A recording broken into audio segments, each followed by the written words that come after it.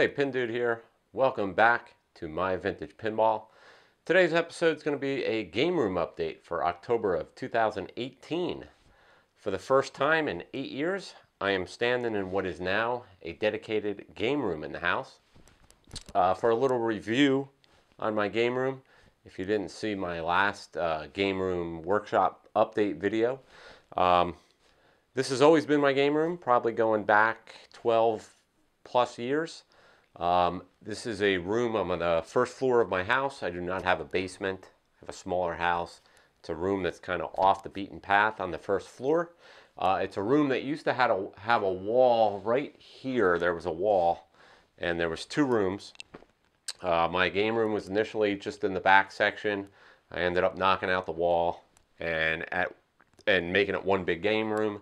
And at the most, I had 10 pinball machines in here, and I think 2 video arcade games. So 10 pinballs, 2 video arcade games, and the change machine that I still have in this game room.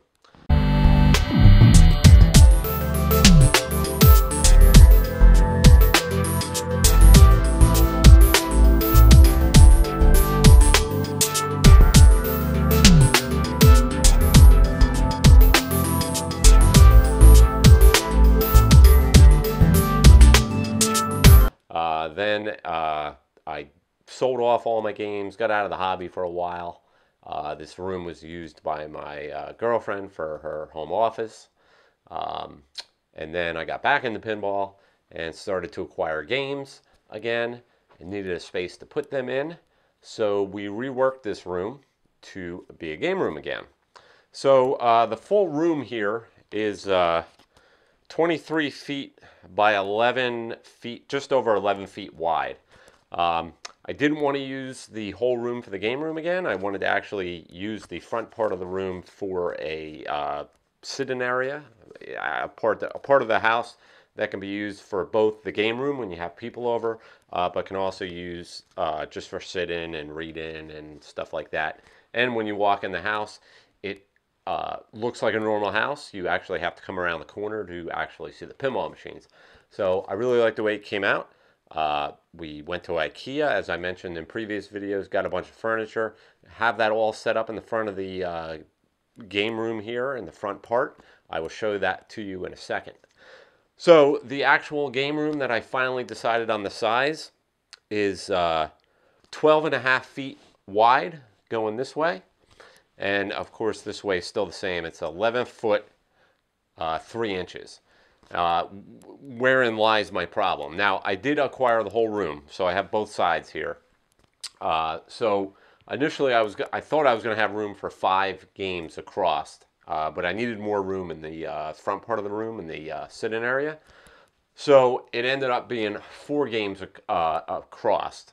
And it works out good. I wanted at least 11 inches between the games so I can get to them to service them.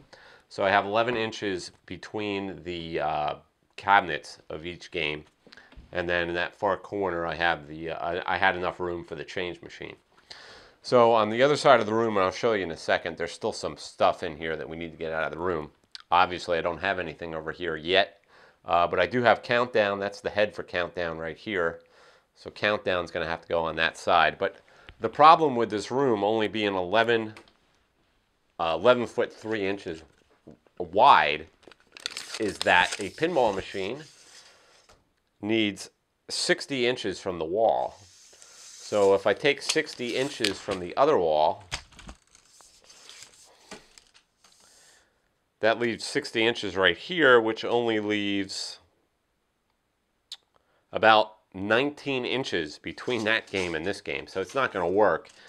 First of all, 19 inches isn't even really enough to stand in. I mean, barely, but if you like to lean in, you'd be bumping your butt on the game over that's behind you or hitting the shooter rod, which would be annoying.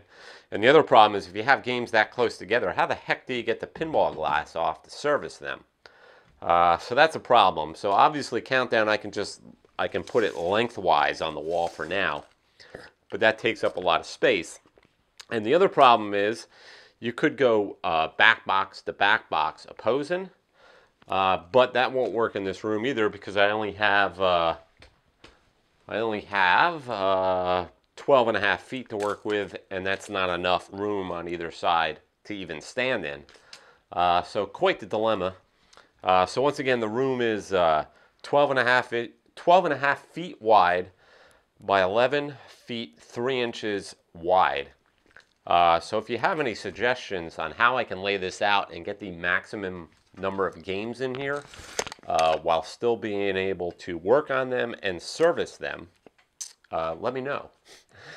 So let me, I'll kind of pan across the game room here. This is in the front part of the first floor. There's a double bank window there. I still need to get a better window treatment for that to block out the light, because that is on the the bright sunny part of the house.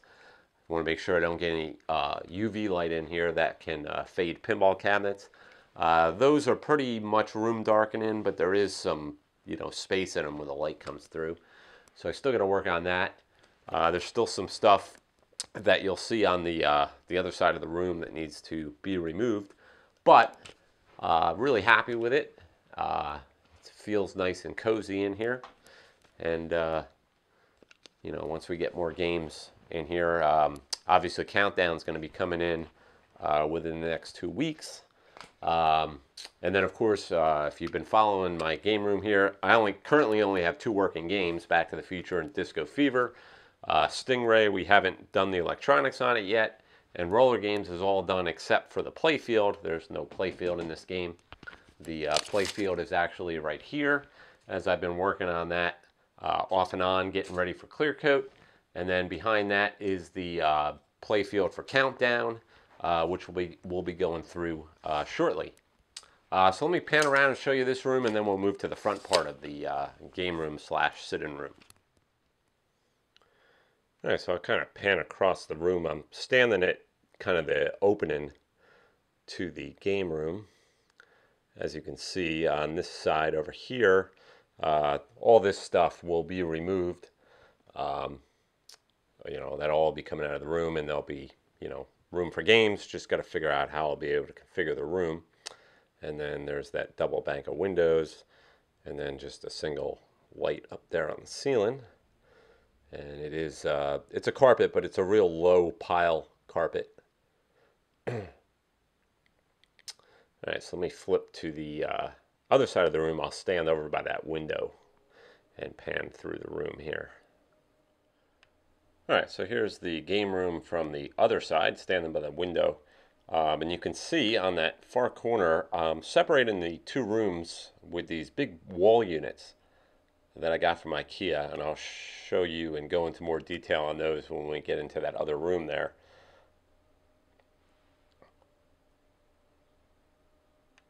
But that's what we use to separate the 2 rooms. So now let's go into that other room, and I'll show you what I got going on in there. All right, so here is the front room, the sit-in area of the game room, if you want to call it. This is all the stuff we got at Ikea. So to start, this is, I'm going to massacre all these names because Ikea has like silly names for all this stuff. Kallax, Kallax, I think is the model of these wall units. It's basically a wall shelving unit, and they make all these little cubbies and stuff that you can buy to put in them. So I'm using it as a room divider to divide the 2 rooms, kind of like as a wall per se. And this thing is humongous. It's 72 inches wide by 72 inches tall. I mean, it is a beast. But it looks real nice. It's like this black-brown wood grain finish. Looks real nice. It's cheap. It's like almost cardboardy kind of particle board, picture of wood stuff. But it's cheap. I mean, it was like $170, I think, for this whole wall unit. Works really good. And then this other one here is 30 inches wide by 54 tall. And that was only like $69 or something.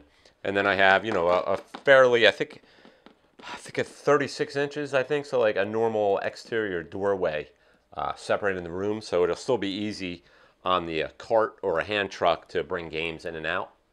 So that's no problem there. And it looks real nice. So some of the other stuff we got, this is the I think it's called the Clip-In or something sofa. It's the $250 love seat, $250. It's really nice, comfortable. The slip cover comes off so you can wash it, and a new slip cover is 29 bucks, so can't go wrong with that. Got this big ottoman that's got storage in it. And then this is a Poang chair, P-O-A-N-G, I think. It's like it's kind of like a bouncy chair with an ottoman. Again, cheap. I think all the furniture was like under $800 for everything that we got for this room. Still got there's a slide-in door here out to the backyard, which is why we wanted to put the sitting area here, because you have a nice view of. I live on a lake, and the lake in the backyard. So it works out real good. Again, this whole room back in the day was my game room, and there was pinballs all on the wall here. But I now that I don't know, maybe I'm getting older, who knows. I kind of like the idea of not being able to see the pinballs when you come in, because you come in right behind, basically where the camera is like the eat-in area, the kitchen, and then the kitchen, and then the hallway that leads to the front door. So now you walk around and you see this nice sitting area, you know, in this nice Ikea sitting area.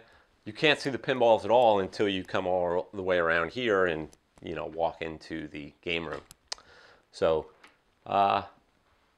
that's pretty much it. That is the now dedicated game room in here, and a dedicated sitting area in here. This worked out good too. Like if you had it like a game night, you know, when people aren't playing, they can come in here and chat and eat and drink or whatever.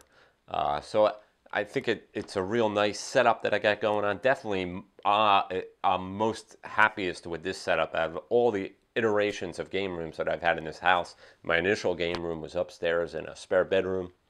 And then I moved down here, like I said, into the smaller room. Then I blew the wall out and they used the whole room. There's been so many iterations of my game room over the last 15 plus years. But this is so far my favorite. We just have some more work to do in the actual game room part and a couple things to do in here.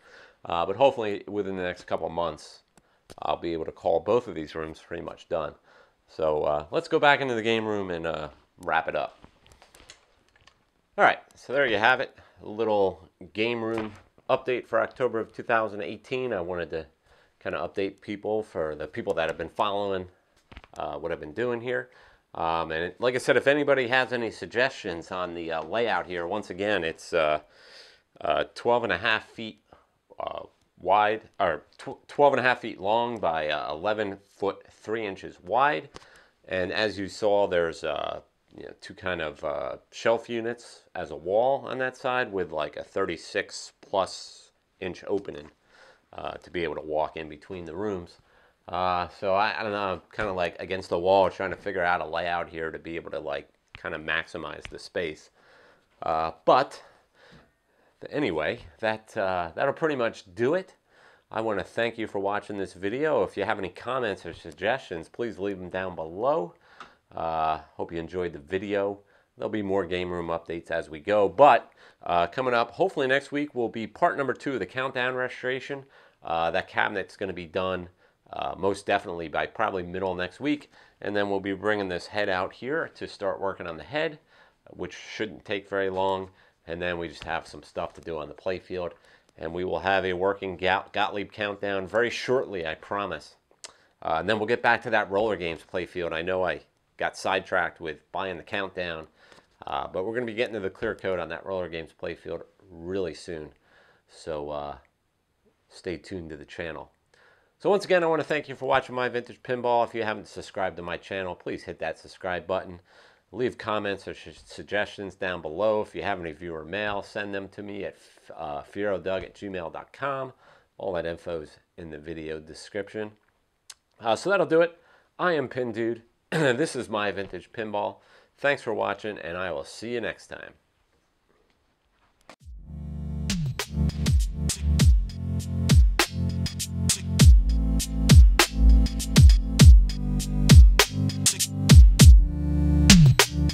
Tick.